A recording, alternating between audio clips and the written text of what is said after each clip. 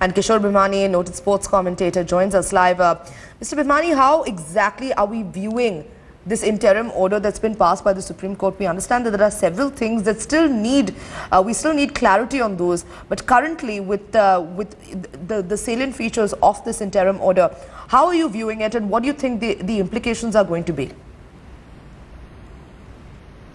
Well, firstly, it was very obvious that Mr. Srinivasan had to go, whether he stepped down, whether he stepped aside, or whether he was moved aside. In this particular case, he was moved aside. And the point was that the Supreme Court ensured that cricket would not suffer, that the IPL would not suffer, that all the stakeholders in IPL, which include spectators, lovers of the game, the players, the officials, the stadium owners, I mean all the odd areas which were all affected by this wonderful franchise, should not be affected. In that, to that end, Supreme Court has been very, very broad-minded and said IPL can go on. Whatever questions there might be against Rajasthan Royals and CSK, that will be observed, that will be investigated, but meanwhile the IPL will go on. Now, how we view this is that Sunil Gavaskar is a man of tremendous stature, with with more than 40 years in cricket. I mean, almost 18 years as a player, the rest of the time as official, commentator. I mean, he's been associated with the game, with ICC, with BCCI, and he is a truly capable man, and he has been entrusted with a very delicate task of heading up BCCI at a time like this. Now, having said that, the important thing is that Sunil Gavaskar has been told only to handle the IPL, because it is in the IPL that all these problems arose. You had, first of all, this whole issue of match fixing allegations, you had this conflict of interest allegations, personality allegations, what was happening between the two teams, the senior members of the team. Now, all these things have to do with IPL. Therefore, it is very obvious that somebody had to head up IPL who would not be an interested party. Now, Srinivasan was an interested party because of all the conflicts of interest.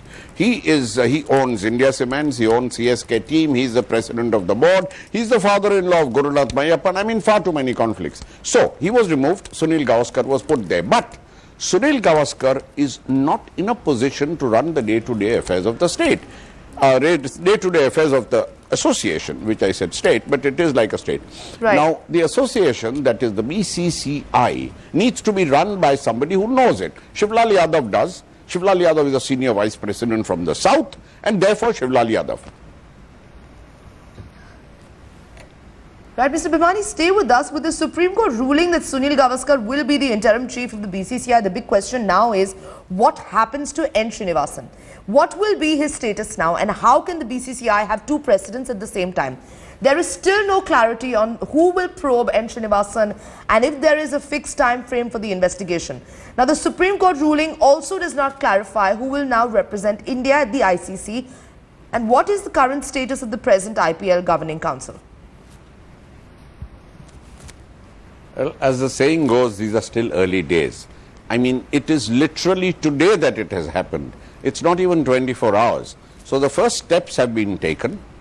The appointments have been made. Now the 3 or 4 issues that you very rightly mentioned, as to who will represent India at the ICC, as to who is the president today, whether Srinivasan continues to be the president in waiting, all these issues will be sorted out in the days ahead.